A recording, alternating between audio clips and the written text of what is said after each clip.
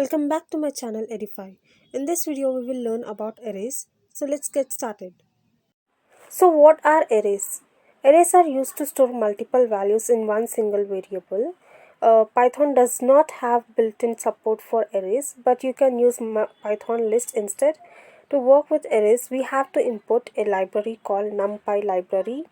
An array can hold n number of values in a single name, and you can alter it by referring to index number. We make use of len, pop, append, and more methods to alter an array, which we have already covered in previous videos. You guys can review through links provided below. Moving on to the Python lambda function. So what is lambda function? So lambda is a small anonymous function. It can take any number of arguments but can only have one expression. The syntax is lambda arguments colon expression. The expression is executed and the result is returned here.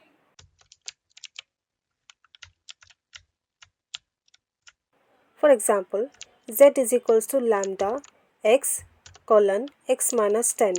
Then print of z of 20. Now if we compile this, we get the output as 10. You can also pass multiple arguments such as z is equals to lambda x comma y colon x divided by y. Then print of z of 30, 2. Now if we compile this, we get the output as 15. But why do we use lambda function? The lambda function is better shown when you use them as an anonymous function inside another function. Say you have a function definition that takes one argument, and that argument will be multiplied with an unknown number.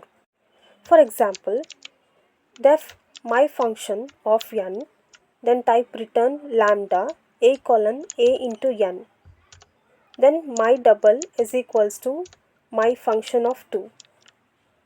Here the value is doubled. Then print of my double of 11. Now if we compile this, we get the output as 22. So basically the lambda function are used when an anonymous function is required for a short period of time. So this was about arrays and lambda function in Python. I hope you guys liked it. If you did, then please subscribe to my channel and hit the bell icon for more such updates.